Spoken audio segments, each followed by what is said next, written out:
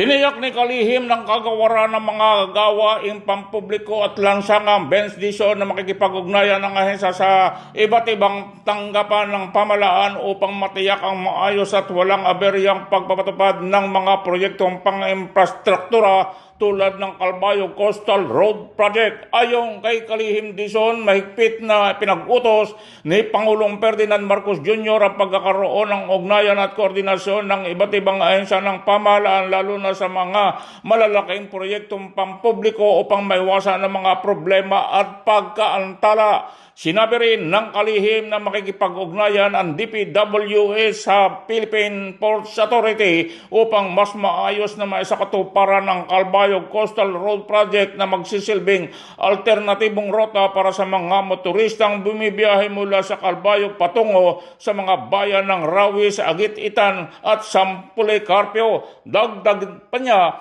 maaring managot at makasuhan ang mga opisyal at kawani ng DPWH kapag napatunayang nagpabaya sa mga proyekto lalo na kung maraming residente at biyahero ang maapektuhan. Kapag natapos ang proyekto, inaasahang malaki ang maitutulong ng Calbayog Coastal Road Project sa mga residente dahil makababawas ito sa matinding trapiko sa pangunahing distritong pangkalakalan ng lungsod ng Calbayog. Karagdagang pahayag ni Kalihim Dizon. Puntayin niyo yung mga engineer ng PPA ni Steffi.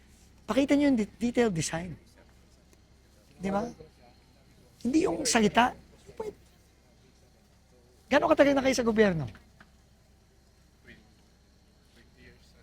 20 years. Tapos hindi kayo marunong sumulat, kumuha ng clearance sa other agencies. O baka naman hindi nyo ginagawa. Eh, ba't dito hindi nyo ginawa? Ha? Anong sagot? Anong sagot? Nakalimutan nyo. Wow, 1 billion yung proyekto nyo, makakalimutan nyo yung pinaka-importanting step na humingi ng clearance. Ano ba kayo? Tsaka paano maabot ng district ang 1 billion project? China-chop-chop nila. Napapayagan niya. Official clearance. Diba? So we need Para to naman clear kayong hindi nasanay sa gobyerno. We need to clear it, Clark. Hindi pa naman nagawa, sir. You need to sit down with PPA with the detailed engineering designs which your engineers did not submit formally to PPA.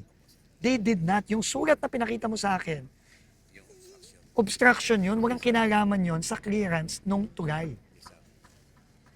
Huwag kayong you have to tell these people na to follow procedure para sa kanila din yan. Kung wala silang papel dyan, makukuha silang lahat dyan. Ako si Nestor Cagitlar reporting para sa Media House Express, ang kauna-unahang internet TV radyo sa Pilipinas.